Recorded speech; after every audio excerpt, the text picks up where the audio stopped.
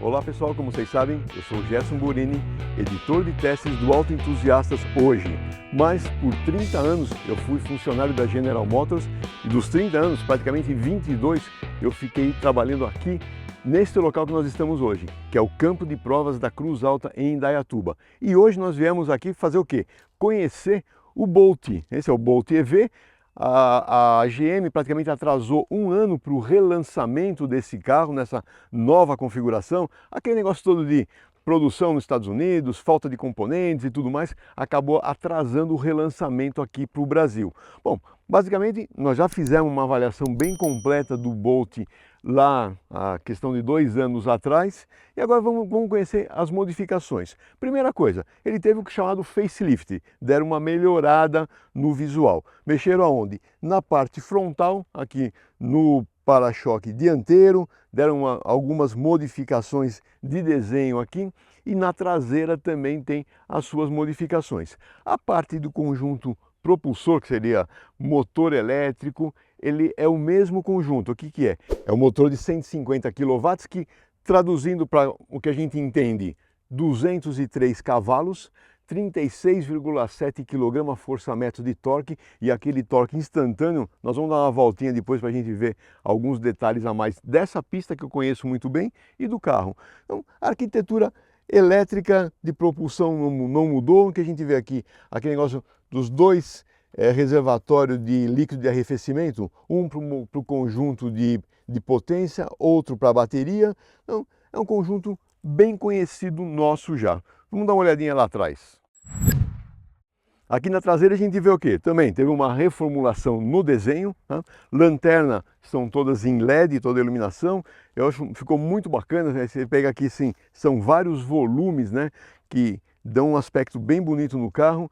A gente vê que ele utiliza a gravata Chevrolet em preto, não aquele dourado que a gente está acostumado a ver. Então, são alguns detalhes que fazem o quê? Que deixam o carro mais bonito, deixam o carro com uma cara mais esportiva, e eles utilizam aquele lance que eu comento com vocês do Geo Effect, ou seja, o efeito joia, não apenas com um monte de cromado no carro. Então eles alternam entre cromados e molduras preto brilhante, cristal, ou seja, essa combinação toda, eles são muito felizes em deixar o carro bem atraente. Na parte de rodas e pneus também não mudou, é o 215/50/17, rodas bicolores, né, com esse diamantado e preto, freio a disco ventilado na dianteira, a disco na traseira. Em ambos os eixos a pinça é do tipo deslizante, que é o tipo mais comum para esse tipo de carro, para a velocidade máxima que esse carro tem e o peso. E a suspensão dianteira é do tipo McPherson. E fazendo aquela avaliação tradicional do AE, do banco traseiro, do acesso e tudo mais, o que a gente vê aqui? O banco dianteiro está regulado para a minha posição de dirigir, 1,81 m de altura. A gente vê o que? É um carro compacto, ou seja, ele tem um espaço limitado aqui, mas suficiente para acomodar uma outra pessoa, óbvio, de 1,81 m aqui atrás. Falta um pouquinho de apoio aqui para a coxa, mas para um carro compacto está relativamente bom. Revestimento é todo nesse tecido, né, que imita couro, bem desenhado, tem umas texturas bem bacana. Forro do teto é claro, né, cor clara. Na frente, apenas do lado direito, a gente tem uma alça de teto. Na traseira, a gente tem apenas 2 ganchos aqui para pendurar algum pacote, algum cabide, mas ele é suficiente. Tem 2 saídas USB aqui, uma do tipo normal, outra do tipo C. Falta talvez saída de ar climatizado para a parte traseira, mas interessante que pela altura que a gente senta aqui, tem uma boa visibilidade, uma sensação boa de espaço.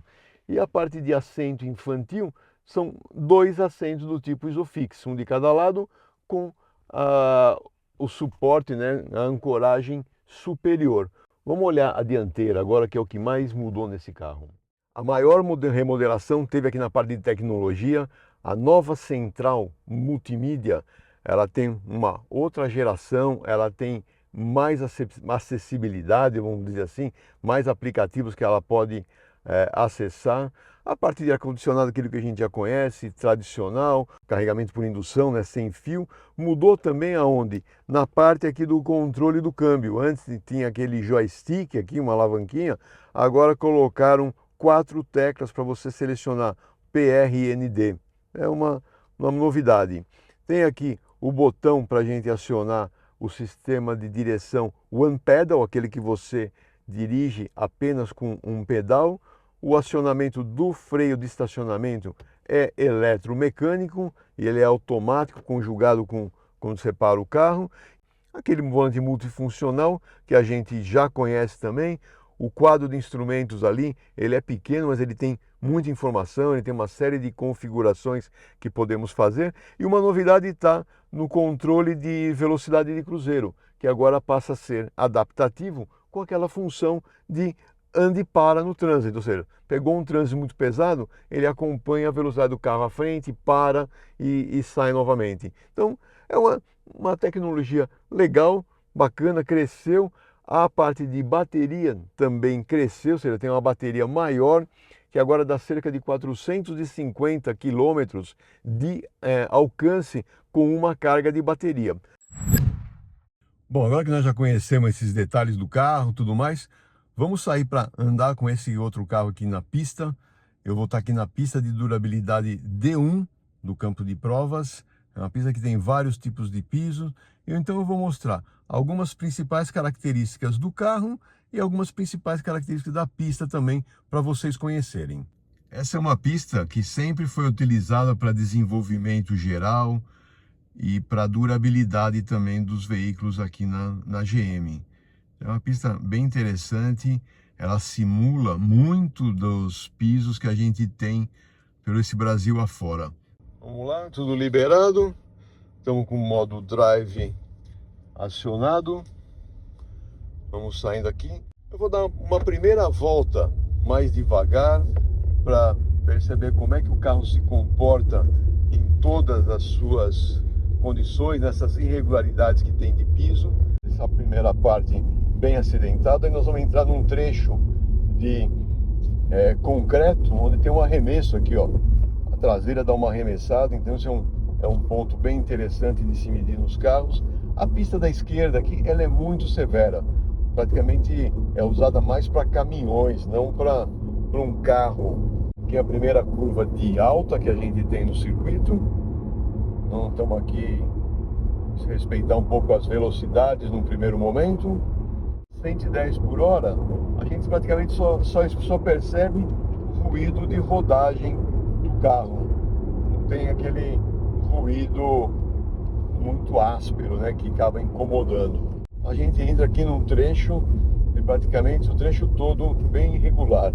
Aqui não adianta querer andar mais do que 60 para ver o comportamento geral da suspensão. O que eu consigo ver? Realmente o carro tem um equilíbrio bom de suspensão, absorve bem parte de irregularidades do piso, dá um pouquinho de arremesso traseira, uma pequena navegada na dianteira, mas tudo isso é em função da massa, né, do carro. É um peso bem mais exagerado, digamos assim, né? São praticamente 2.000 quilos desse carro aqui, né? Mas ele vai bem. Aí nós entramos aqui num piso de paralelepípedo. Aqui deve passar uns 40, 50 por hora para ver como que é a aspereza. É boa, gostei dessa impressão aqui. E a gente chega na curva de entrada da serrinha. Essa aqui é uma curva de média velocidade. E aí nós vamos entrar na serrinha propriamente dita. Então aqui são uma sequência de curvas bem divertida. Vamos fazer a primeira volta mais devagar, contornando bem, vendo bem a reação do volante. Aí o Bolt tem aquela característica que você pode ou acionar um botão aqui no console que entra o modo One Pedal, ou você pode desacionar o One Pedal e você utiliza essa borboleta que tem aqui atrás do volante para fazer uma desaceleração com o freio regenerativo. Eu acho bem interessante esse recurso que o Bolt trouxe. A Audi trouxe no e-tron o recurso de você alterar pela alavanca atrás do volante o nível de regeneração. E o Bolt tem esse botão aqui que você praticamente entra com o freio regenerativo por completo. Bem interessante. Bom, completei essa primeira volta e agora vamos dar uma volta como nos meus tempos de desenvolvimento de suspensão e direção. Aqui, ó, do lado esquerdo tem alguns batentes aqui, uns buracos que pega bem os batentes de compressão da suspensão. Aí aqui aquele arremesso de ponto eu já passo por fora, porque velocidade maior não vale muito a pena querer ver isso daí. E aí a gente chega na parte de alta do circuito. A parte de alta, vamos ver como o carro responde bem. Aqui, ó, estamos praticamente 150 por hora, que é a velocidade máxima desse carro. Entrando aqui a 150 por hora e vai caindo. Gente, isso aqui nós estamos fazendo tudo num ambiente controlado. Você percebe aqui, o carro ele tem uma movimentação bem legal, mas mesmo em alta velocidade ele não arremessa demais, porque você aumenta muito a velocidade, você tende a flutuar mais a suspensão. O que eu não gostei muito é quando sendo um pouco mais rápido nessa parte de piso irregular, esses solavancos que a gente tem aqui no volante. Então isso acabou sendo um pouco incômodo. Chegando aqui agora novamente na curva de entrada da serrinha, a gente pode exigir um pouco mais. Se o carro começa a querer sair de traseira, o sistema de controle de estabilidade já faz a correção.